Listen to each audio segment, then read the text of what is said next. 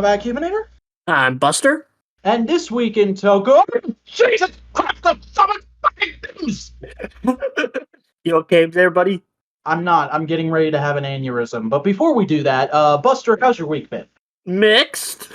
I start fasting's over and Eid was yesterday, which is why this episode's late. It actually was pretty good, even though I'm sick right now. So apologies for me sneezing if it happens. Although I'm getting I feel like I'm at the tail end of the sickness. Yeah, you sound okay. Yeah, it's way better than it was in the morning.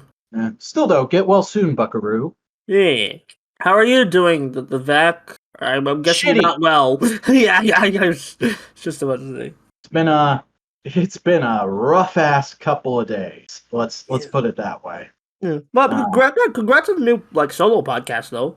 Yeah, if you didn't see on my Twitter at the Vacuuminator, I have started a solo podcast for my patrons. The first episode, however, is available for anyone to listen to for free, so they know what they're paying for. And all you gotta do is pledge $1 to my Patreon, and it's basically, here's where videos are in the production pipeline / here's why I haven't made a video this month, the podcast. Also, what's going on in my head? Out of Vac's head.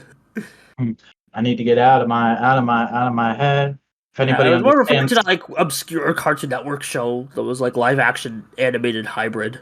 Oh, okay. Well, still, if anybody understands either of our references, leave a comment because we need comments. Yeah. Anyway, engagement. Let's get into some good housekeeping.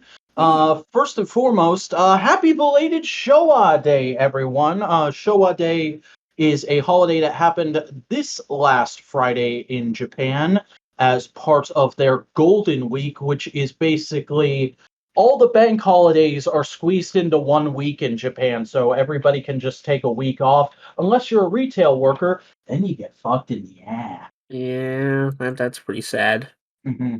But it's a thing. It's a thing that happened. I know Showa Day is really made in celebration of that emperor. Because I forget what the Showa Emperor's actual name is, but he guided Japan through one of the most turbulent times in its entire history. But it's also a moment for people to go hey, old Kamen Rider shows are neat. So I posted a picture of my black figure art. Yeah. Did you celebrate Showa Day at all, Buster? No, I need to get back to black. Also, it's Emperor Hirohito. Ah, okay. Well, yeah. So that's a whole thing that's happening right now, and if your orders for Tokusatsu merch aren't shipping this week as well, that's probably why. I think Taka specifically said 5 times on Friday, "Hey, I'm not shipping anything this week." Yeah, very polite guy. Go buy stuff from him. Yeah. Also, something that is directly related to the show, Kamen Rider Beyond Generations has come out on Blu-ray. I believe it also released on Friday. And the RAWs are up now if you know where to look for that. So we should be getting subs probably by the end of the month, I'd say. Yeah, pretty soon, I'm guessing. And I've already seen some clips, mostly of the flashback. Mm-hmm. That looks pretty good. That looks. If nothing else, this will be a solid Rider 1 movie couched in a bunch of bullshit. In a solid Rider 1 short film. Yeah, and really, that's all I wanted at the end of the day. Yeah, I mean, I like both Saber and Revice, so I hope their character interactions are pretty solid. Fair enough. Now, if you want to interact with us, you can do that by supporting this podcast. Please do so. Leave a like, comment down below with your thoughts on things that happened this week in Tokusatsu. Be sure to subscribe and ring the bell in order to enable notifications to get every episode of this and all the other Modular Media podcasts as they come out, such as Components, where we bullshit every week, No Prize, where we talk about the fucking MCU, oh god, Doctor Strange is this weekend. I just remembered that. Buster, talk about No More Games for a second. No More Games, where we talk about games, but mostly Sonic. Yeah, so subscribe for that, and follow us if you're listening to this on some kind of podcasting platform. Yeah. Also, follow us on Twitter at the Modular Media and join the subreddit r/Modular Media. But that's all the housekeeping I got to do today, so let's get into some news First of all, there's been a couple of interviews going around this week. First and foremost, Yuji Nagochi, who has been working on Power Rangers pretty much since Zeo. He's been a stunt performer and a stunt coordinator on and off throughout the show's entire history. Was the main second unit director for Dino Fury. Did an interview with tfree.com just talking about his career and what all goes into filming action scenes for Power Rangers, which was pretty cool and informative. I enjoyed it. I thought it was a good read. We're not going to read off the whole thing here, but I would definitely recommend people go check it out. Yeah, more like I feel like more interviews. Like we need more interviews for the Power Rangers like things. Just get this word out. And like I feel like a lot of behind the scenes for Power Rangers is a lot of rumors. Where we're gonna get into that later today. Like some rumors being dispelled or confirmed. But so it's good to know how like official word of mouth. Mm-hmm. Yeah, definitely.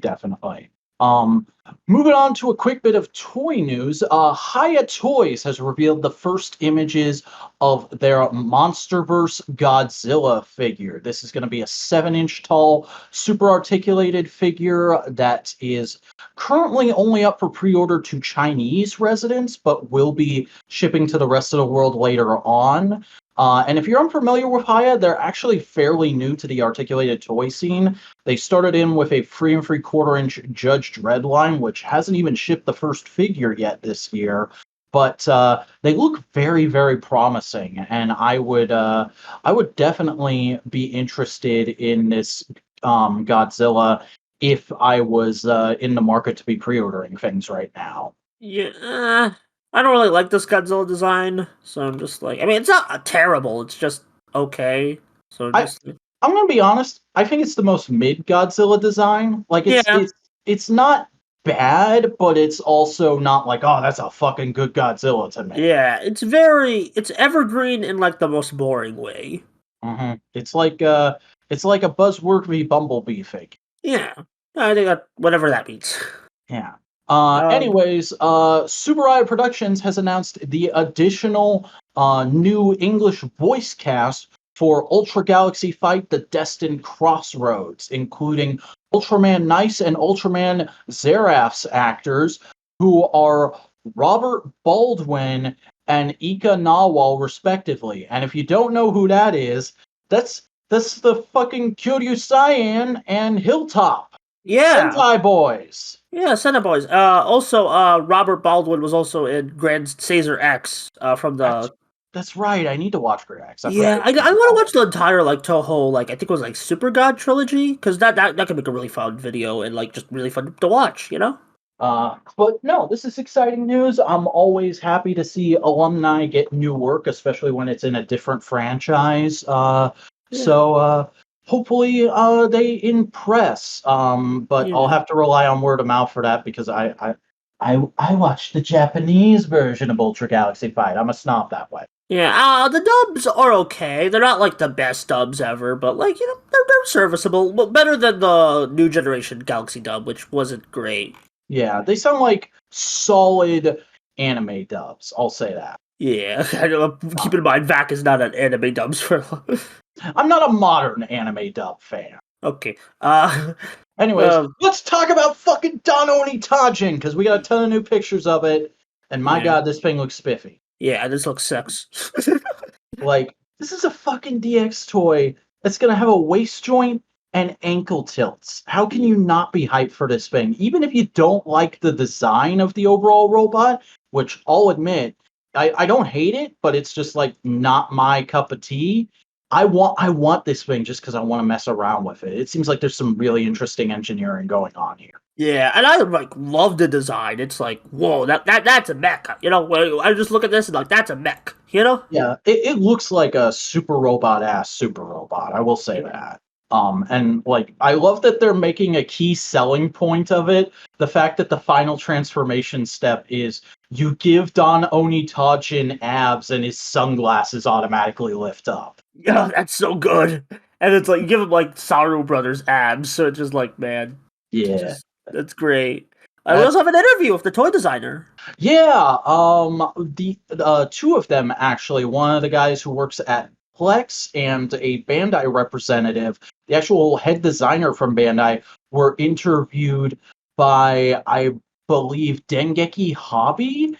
And the interview itself was translated by Real Matt Hunt on Ranger Board, and I went and read through this whole thing as soon as I could get home the day it hit, and it is utterly fascinating and illuminating. Like, there's so much guesswork that goes on being a toy fan, just saying, like, well, I've heard this once at a panel from a show that was like 10 years ago, so I assume that's still how they do things, or I guess they could be implementing that here.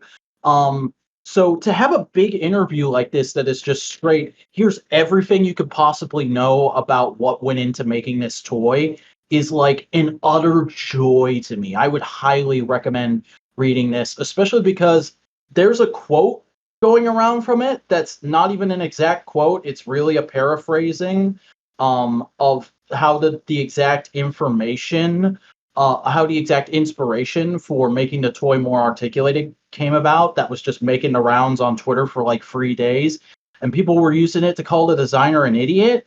And I'm like, you people didn't read the full interview, and also you've never read an interview with a toy designer before, because this is a fairly regular thing. Like, people actually read articles and shit because you'll learn stuff, and it's fascinating. I love this. Please go read And it. it's like fact checking, you know? Yeah. There's a lot of articles they use clickbait headlines and then they have like actual like deep. It's like iceberg. So you know. Yeah. But no, this was great. This is fantastic. One tidbit I really enjoyed in particular was just something I've always kind of assumed about like kids toys, but no one has ever outright said in an interview. The Bandai rep said that they have specific safety standards in how their toys are designed, so that if a toy falls from a high place, it'll break in a specific way that won't have any jagged edges that could hurt a kid. Like, that was a moment of like, oh shit, that makes so much sense. Like, yes, I would have assumed that, but I never would have known it until this interview came out. So like, that alone made the read worth it for me. Yeah. Um, Also, you did like elaborate on like the misquote. mhm. Oh, sorry. So basically, the designer said that the reason he wanted to make Dononitajin more articulated than previous Sentai mechs was that while watching an episode of Zenkaiger, his son was playing with DX Zenkaio. I don't remember if or what version he said it was, but his kid basically complained that it couldn't move the way the suit did in the show, and he thought that was a big issue. And he was like, "Oh, why haven't we innovated in like 40 years of this franchise? I should probably make that a big push with the next one." And people were reacting to that like, "Wow, what a fucking idiot. How can you be doing your job for all these years and not realize that people would actually want the toys to move?" And I'm like, people, toy designers often get inspiration from their children. This is not an uncommon thing. Mm-hmm. Like, I don't know if you people realize this, but the whole reason He-Man and the Masters of the Universe exists is because a Mattel exec saw their kid talking to one of their toys, saying how they had the power and they were in charge. Like, that was the inspiration for Motu. Furthermore, Japan is a very traditional country. Bandai is a very traditional company within a very traditional country. They've had a design philosophy for these 40 plus years. Of course, there wouldn't be a lot of impetus to stick to it. And if you read this interview, the designers had to fight hard to get this thing as articulated as they did. And even then, they wanted to make the individual robots somewhat articulated as well, and they had to cut back there because of budget. So, like, what? Don't fucking assume that people are idiots just because they didn't do the thing you've been saying you wanted into the void for the last however many years you've been on Twitter. Yeah, and also just company. Like a lot of these toy designers, they want to do all these great things, but just they are held back by company restrictions. So Yeah. that's Like, like a big thing. Like, like just they I want. got them. I'm sorry, I didn't mean to cut you off. No, it's fine. It's fine. You continue. So I finished watching through all 4 seasons of The Office, and it's there's a lot of interesting stuff, especially in the final season, about how traditional Japanese companies are and how hard it is for younger employees to get things to change for the better over there. Like, we think we have it bad over there. You can fight for shit like this and have it be gone the next month over there. Yeah, so it's just a miracle, and I really feel like the only reason they submitted is because Donbrothers is their big like gambit, not like the end all, but just let's try something new with Sentai. It feels like a do or die season. Like, there's a lot of stuff in here that's like, we have to change it up or we're gonna just burn out. Yeah, or like we're never or it's just gonna be forever a B grade property and not as popular as Writer. Mhm. Anyway, I think that's enough talk about Don Onitajin's toy. Let's talk about the fact that Don Onitajin is a physical suit! Yeah, baby. I mean, we didn't really like we kind of assumed. I mean, actually, I did too. We were like wondering, okay, is it gonna be like CGI like Don Zenkaio, or is it gonna be like The a physical suit? the final mech from Zenkaiger. Yeah, like I mean that's what Don Zenkaio is. It's CGI like the final mech. But Oh. yeah, I'm actually like, well, granted, the CGI in Donbrothers' mech is really good, so it's like that's solid. Uh-huh. I wouldn't really like mind the CGI if it kept that consistent quality, but yeah, it's better that it's an actual suit. Yeah, and it looks like a pretty good suit. It's not an exact one-to-one to the toy, but it's very dang close, and I dig it. I dig the way the individual Robotaros look. By the way, we're talking about the May Revice Magazine scans. Um, but yeah, no, it looks super good, and I can't wait to actually see it in motion. Yeah, and I do like what the Robotaros do, but we're gonna get into that in the episode because they showcased the first one in that episode. And I have like a lot, like just a thought that I'm just of why this is cool. But for Revice, we have a bit more substantial scans. First off, we have the worst suit ever, Over Demons. Yeah, it's not great. I don't hate it, but it's not great. Yeah, like I think I kind of get with it. I like the helmet. I like but like man, the light blue and orange just don't work together with the steel. Like, and then just using the demon's undersuit that just feels cheap, man. That just feels so cheap, especially because I have no idea if Over Demons is gonna be like a hero or a villain. I think I don't know, but like, although I'm pretty sure it's Director Boy. maybe, yeah, we'll see. Uh-huh. I do like that Vale is getting a physical suit though, even if it is just a repaint of Vice. Oh, I feel like from what we see, it's like because it's like yeah, it's a good. It makes sense that it's a repaint because they're related. But I do like how we get to see his actual teeth and it's not a mask. That's really cool. Yeah. And then there's a whole bunch of stuff that's actually in this week's episode, so I guess we'll not talk about that right now. Yeah, although like I do like this week's episode was good to spoil it. Yeah. Anyways, Ultra Galaxy Fight, the Destined Crossroads finally has a release date! May 27th. You can watch all of it on Ultraman Connection. I'm so excited to fucking see this show. I loved I forget what it's called, but I loved the Absolute last Conspiracy. season. Yeah, I loved Absolute Conspiracy. I still haven't gone back and watched the first one yet. The first one is very like I mean, granted these things are fan servicey, but like even like it's very much you need to know these characters. It's not as accessible as Destined Crossroad in my opinion.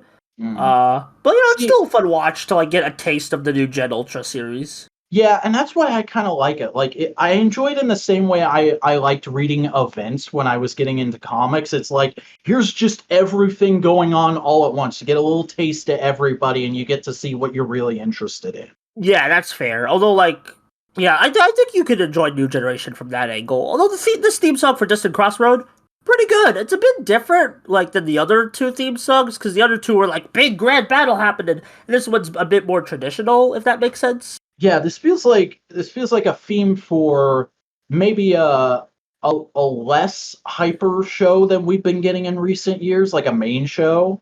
Yeah, like a main show, not as like a grand Sakamoto people fighting all over the place as like Absolute Conspiracy's theme. Which it's still a good song. Still a good song. Mm-hmm. Just it's gonna be hard to follow up from Mamoru Miyano, the actual voice of Ultraman Zero, doing the song. Fair enough. Anyway, let's get into probably the most interesting part of this week news-wise, which is just over the last few days, there's been a lot of like old Power Rangers rumors getting both confirmed and debunked on all sides. First and foremost, a long-standing rumor about Dino Thunder has been that there were plans because Ranger was airing at the same time in Japan as they were actually making Dino Thunder. So they would just get the dailies from Ranger, and for a while they thought the Triassic Ranger was going to be a new character, and it wasn't until like they were halfway through planning the first couple episodes with that suit that they found out it was just a Red Ranger power-up. So there were briefly plans for Devin and Cassidy to become the sixth Ranger of the show. This had always been rumored, and just recently Jackie Marchand confirmed it on Twitter. Yeah. I'm a bit conflicted on this, because on the other hand, the actor is great, and I do like Devin as a character, but it just feels so random, you know? Yeah, like, it feels like a what have we got kind of moment. Like, oh, yeah, we can't afford another actor, so who makes the most sense? Yeah, cause, I mean, the next season after Dino Thunder, SPD would have an issue of like not being able to afford a proper six Ranger. So, yeah. That being said, it would have been cool to see him get like a Vulcan Skull-esque "I'm gonna be a fucking hero" instead of a dunce moment. Oh yeah, or maybe even just like a dream sequence like Boom. That would have that could have been like a nice nod, a wink and nod to that idea if they did. Yeah. But you know.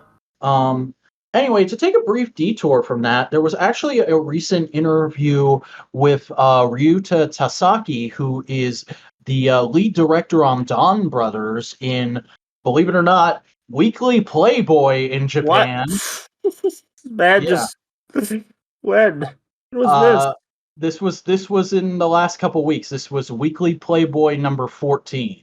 Was this still like the Majin issue?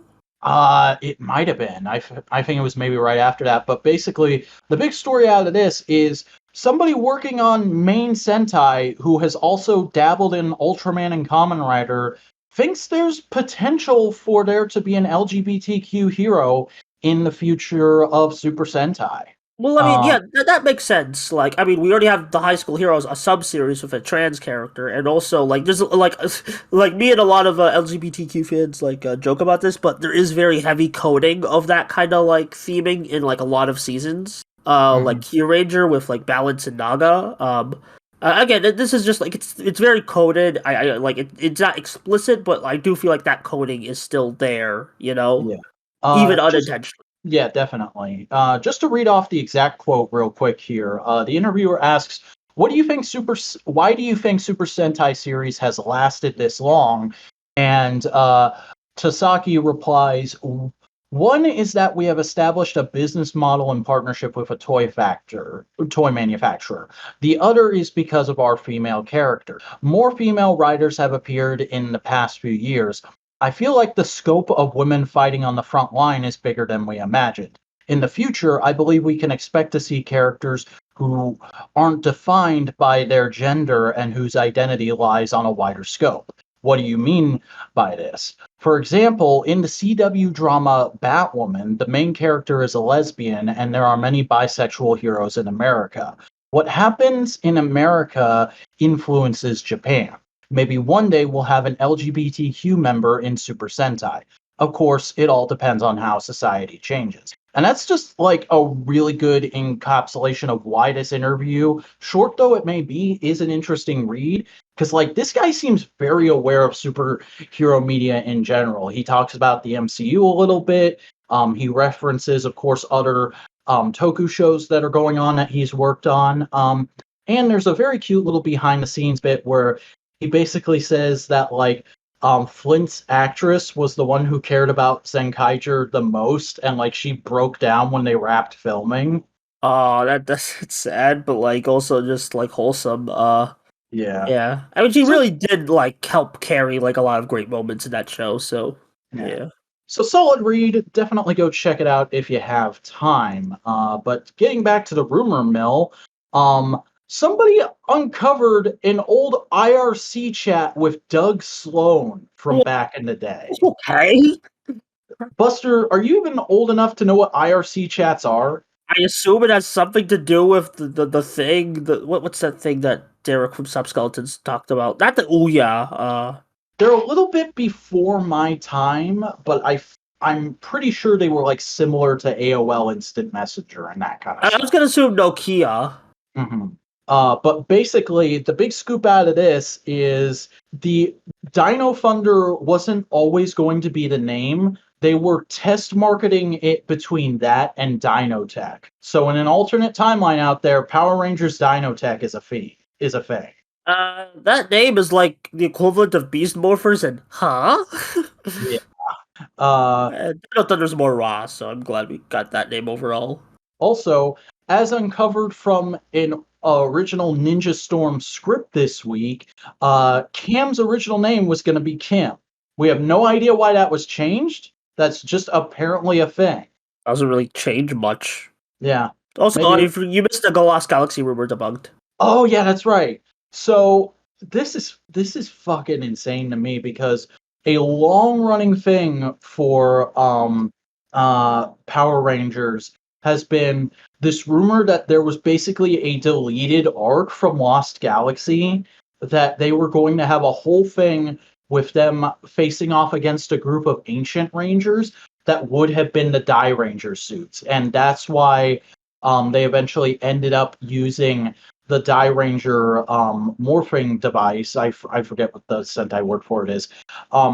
They ended up using that as the morpher for the Magna Defender after Mike took over the power. Apparently, while there is some basis to that, it was never like officially a plan. It was just an idea that was tossed around the office, and somehow that idea got out into the ether. Really fascinating. It's crazy how much of just like Power Ranger history is complete hearsay, but I do love that like just all of a sudden this week, like bam, bam, bam, bam, bam, stuff got shot down. What's the next thing we're gonna find out? That like the fucking show where the show for the Triassic Ranger, or not the Triassic Ranger, the Tray of Triforia show, are we gonna find out that was complete bullshit too? Because I'd love that.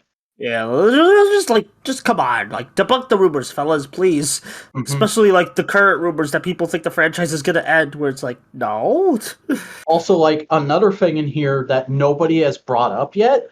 Apparently, at one point they were thinking of making the Phantom Ranger Justin's dad.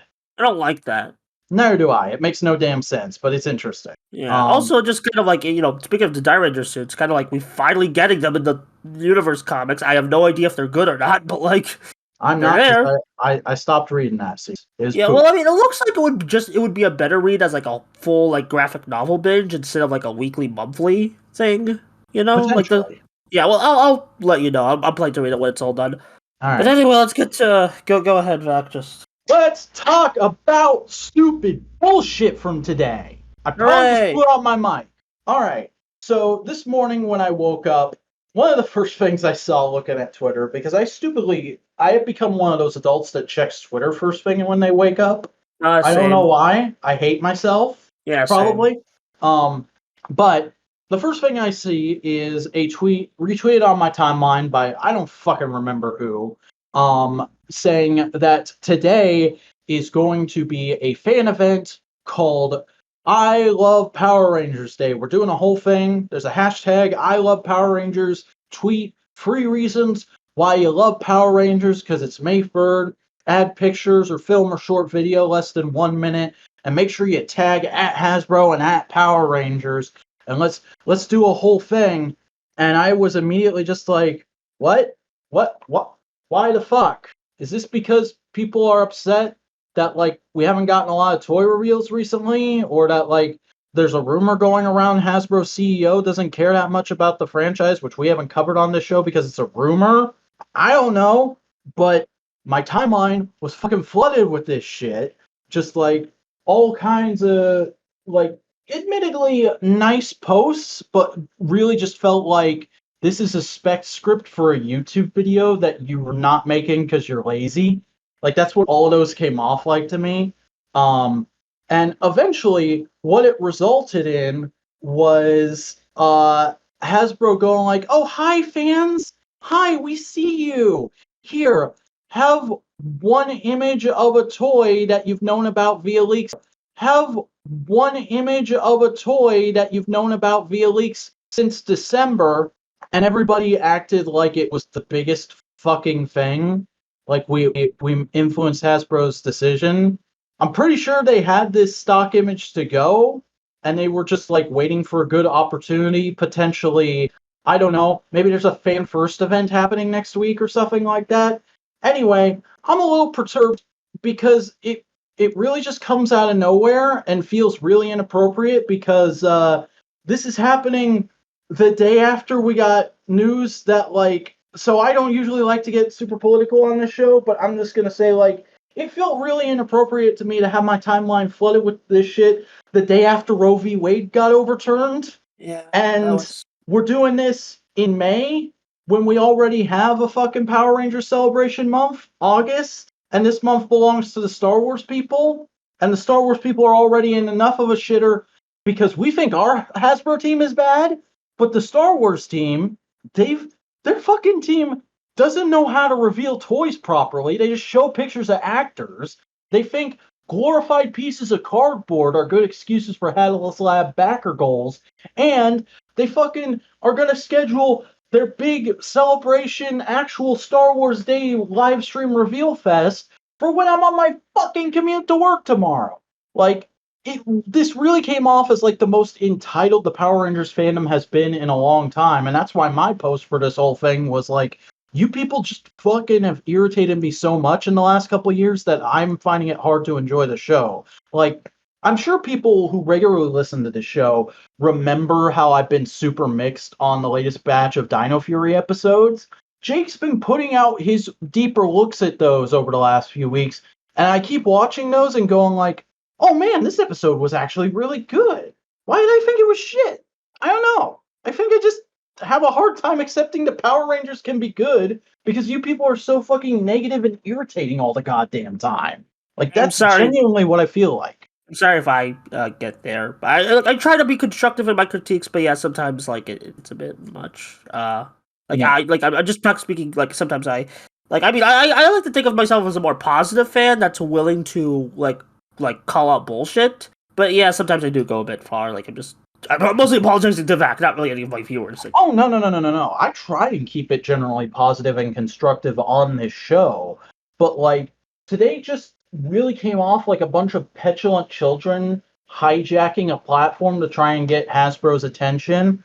And then Hasbro went and fucking rewarded them with something that they acted like it was a huge deal, but wasn't even that big of a deal. And I'm just like, come on, man. And even then, I'm looking into replies of this, and the first fucking reply is somebody going like, oh, it's not entirely accurate. It's missing this and this. And I'm like, just fucking kill yourselves. Okay, maybe not that, but okay, rethink your life. How about this? Take the energy you use to type out all these tweets, and you're using to type a well actually comment right now, and instead use it to go fuck yourselves. Yeah, that's better. Mm-hmm. And now for my rant on this. Yeah.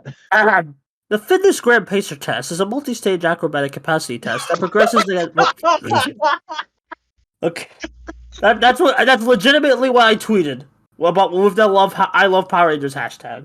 I do love Power Rangers, but not that much. No, I do love it that much. It's one of my favorite things. I know I love Power Rangers, but it doesn't stop me from calling a bunch of petulant children when they act like a bunch of petulant children. And it's not just the Power Rangers fandom, okay? I'll do it with fucking Kamen Rider groupies, Sentai Chads, Ultra Bros, fucking.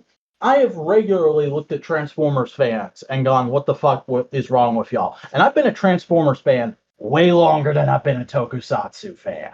Yeah. That's but yeah, at least the Wild Force figure looks neat. Yeah, it's Max. I like Max. He's one of my boys. Yeah. I hope we get like a Black Ranger figure to go along with him. That would make some great figure photography. I don't think he's been on a leaked list yet, but I wouldn't be surprised now that they've started Wild Force that we won't have all of them soonish. Yeah, like especially because like we already have Wild Force Red leaked. Yeah. All right.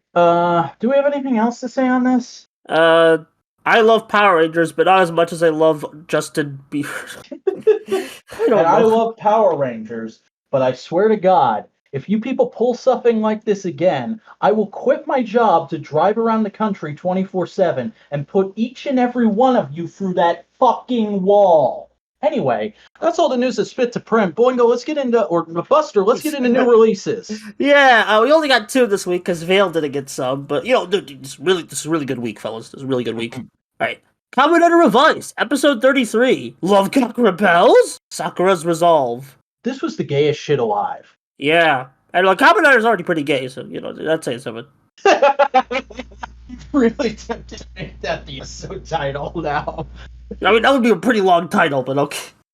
No, just Kamen Rider's already really gay. Yeah. Please do. We'll guess clicks. All right, unless we say something stupid. Right.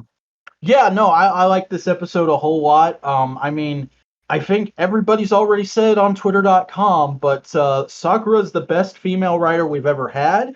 And right now, she feels like more of a secondary writer than Daiji does. I was saying that before this episode happened. I feel validated. Yeah, because, like, I love Daiji. I felt like he was a really interesting character that they could have done some great stuff with. But they sidestepped that, and now he just gets mooked every other episode. Yeah, even though he has the power up. Mm-hmm. They made an entire new suit for him. I mean, like, Director Man is probably the final boss, so it makes sense to have the secondary writer get their shit kicked in by him to make him look more badass. And his powers did seem cool. He was pretty cool and scary in this episode. Yeah, finally he did something. Yeah. I just feel sorry for Daiji though. Yeah, he needs a W sometime, or at least an arc. Yeah. Like I don't even care if it feels cheap. Just somehow bring back Kagero and do something with him. Yeah, let's have a. You know what? There should be a thing in the final arc where they have to fight like a general level bad guy, and Daiji's like, "Go on without me. I can handle him alone." And they're like, "Are you sure?" And he's like, "Yeah. Besides, I'm not alone." And then Kagero appears and transforms. Oh, that would be like, or like Steven Split do like evil live duo. Yeah, cool. That's what I mean. Ah, nice. That should be a thing. Like have him. Don't kill him, but do like the towers at the end of build thing with him. Yeah, like a finale, like just a last stand. Yeah.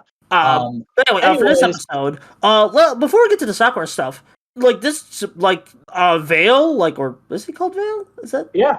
Oh, Vale. Okay, yeah. Vale. Vale's physical suit appears. It's like the repaint we were talking about earlier in the scans, and he has a really cool fight with Revi and Vice. Like it was like that was a really good introduction. Like it wasn't a total sweep introduction, but it still proved he is a foe to be menaced with. Mm-hmm. Also, this is like a good way of splitting the difference because he's still got that gravitas of like a bad guy who's been fucking with them since before they even knew it, kind of thing.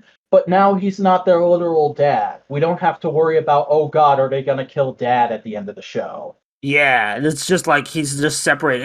He's like looking for the dad, so it's like, oh, what's gonna happen there? I think he either wants to repossess him so he can transform into demons, or he just wants to kill him. He wants to be like, I don't need you anymore, bitch, die. Yeah, just use his body for like the Kamen Rider Veil suit because I think the Veil suit is more powerful than Veil on his own. Yeah, and although that's like pretty cool to just see like that like Vice suit in action. Like that's really cool. Just like in an action scene, just like fighting, and it's pretty cool to have like this season's been doing a really good job of just like kind of going like monsters can be our enemies for a bit. Like yeah, we still had like the evil demons with Oleta, but like Okita, but like now we're getting back to more like the Kamen Riders can fight monsters instead of fighting each other, you know? Mm-hmm. Which I mean, like I don't mind either one, but it's I feel like it's been a while since like usually by the 30s we'll keep fighting Kamen Riders and like the monsters will be mooks. So it's and I feel like so much of Rider series over like the last 5-10 years has just been Rider on Rider action, which is not bad. That's always interesting if you write it well, but like it's oversaturated. Kamen Rider started as dudes fighting rubber monsters in fields. Let's get some more of that going on a regular basis. Yeah, and it's like we need to vary it up a bit because it's like Saber 01 was just Legio had monsters, but they were still considered another riders. So it's like, well, like it's just we need just more traditional monsters / demons / whatever. Yeah. And then like Sakura stuff was so good. First off, Lovecom just being in the like emo music, that was great. Sakura's demon is a fucking metal loving goth GF. Can we just acknowledge that for a second? Yeah, again, that's why I like about the demons. It's like personal, like things they keep hidden or weaknesses that they try to repress, and it's like it gives extra characterization not to just the demons, but to like the demon's host. Also, how have there not been 1,000 fan edits of that scene just putting in different metal songs or like fucking Linkin Park? Please, fellas, or even just like recolor Lovecom to be more goth. Mm-hmm. Gothcob. Yeah, let's get hashtag Gothcob trending. Yeah.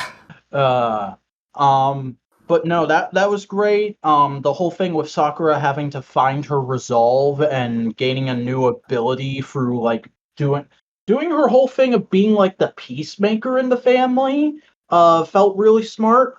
And then adding to Weekend, because like Weekend has been a thing I thought was just gonna be there and gone, but they've been steadily building it really well, and they work it into the main arc here with getting Agelia away from her demon and then giving her a human name and a place to go. Because like for so long, I was sure she was gonna die. I was like, she grew up in this cult, she's got no family, she's got nowhere to go. So either they're gonna shove her in the closet with Tamaki, or she's gonna die. And then it's like, psych, bitch, she's in Weekend. And I'm like, okay, that's really smart. Yeah, I'm still wondering what Weekend's like end goal is, though.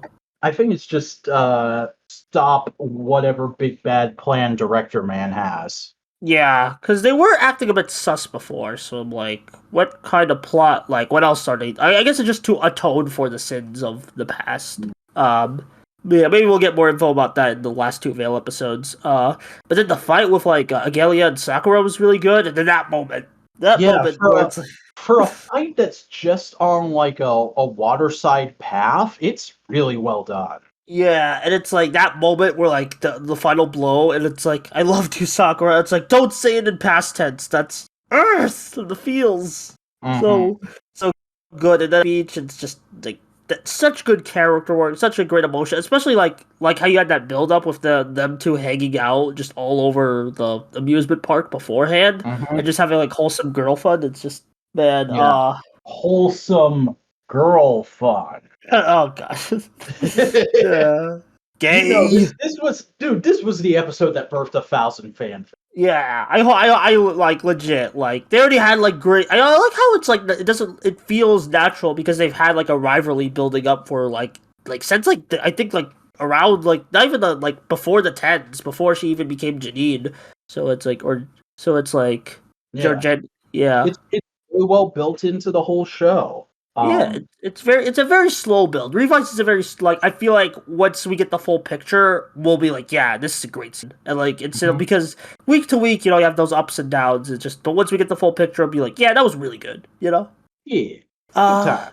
Yeah, good time. Revice is back on track to being very good. As it should be, because I think we've got like a few more episodes before we really enter the final arc. Yeah, because like we're in final form numbers now. Yeah, so and they kind of teased that they need to start working on a final form in this episode. Yeah, with like George and his dad working together on stuff again. Mm-hmm. And now for Donbrothers, Avatar Sentai Donbrothers, episode 9, Busted Taro and Robotar. I don't know why I said it like that. I don't either. All right, I'm just gonna say it. I thought this episode was whack. Okay, this episode will probably either get better or worse depending on where the show goes. Probably, but a lot of it just feels like half an idea. You know what I mean? Yeah, elaborate. Like opening in media res with, oh no, Momo Itaro is fucking sick, and that's really weird, and it only happens once in a great while. Like that's a cool premise, but it feels really at odds with the monster plot they're doing. And like they did a decent job of making it feel like a big moment, but Kaito finally transforming in front of the Donbrothers and us finding out that him and Momoe know about each other didn't feel like as big a moment as I thought it was going to. And then the Robotaro change just really felt out of nowhere on a oh yeah, that's right, we have to sell toys moment kind of way. Well, granted, Inoue is kind of like that, but on the Zenkaiger and Momotaro, like, I thought we already knew that, like, even subtly, because, like in episode 1, like, he passes by, and then Zenkaiser, like, gives him the Juran to transform with, and, you know? So I thought we already knew... Oh, okay, I forgot about that, sorry. No, it's fine, it's fine. You're not as into the show as I am, so you probably don't retain as much. But like, yeah, that was a pretty decent moment. I do like Zenkaiser Black is I've really grown around this suit, like very cool, and I kind of like how he's like an ally. We thought he would be like an enemy, and I'm like, I don't think this show needs like we already have like 3 villain factions because a new one got introduced in this episode, or like so it's like I feel like we don't need any more villains. I mean, they're good villains, but actually, I have a theory about that. I don't think that's a new faction. I think it's the leaders of the monsters. Oh yeah, the Beastils that. Oh, let's just like skip to the ending of this episode because that was like a big like that was like the big what the hell moment where it's like just like Momoe was fucked up. There was something wrong with Sonoi, I think his name is. Yeah, there was something wrong with Sonoi where he was frozen. And then he like unfreezes at the end of the episode, and the other 2 Brain Gang members are like, "Hey, what's going on?" And he's like, "Shit's about to go down. The Beastials are coming." And I was just like, "Oh my god, Optimus Primal is gonna be in this shit." You cheeky. But yeah, that was like that whole car crash moment. That was very scary, and it's like, what the hell? And it's just like, and it's like the way he said it, it was like, that was like, and then it just like cuts to the ending preview, and it's just like, that was like my adrenaline just shot up. Yeah, like, the previews are becoming more and more abrupt in this show, which I'm not sure if I like or not. I love it because it's just like, you got this like, it makes it feel more dramatic because the ending song's already like very dramatic in my opinion, so it's just like, you know, it gets you like screaming, you know? Yeah, and I mean, it has been I don't know about the Japanese fandom, but I know in the Western fandom, it's been a joke for years of like juxtaposing sing and dance with us after the commercials with dramatic shit in Toku. Yeah. Although, like, this song does feel like proper for both dramatic. Like, it's not as like upbeat as other Sentai endings. I will say.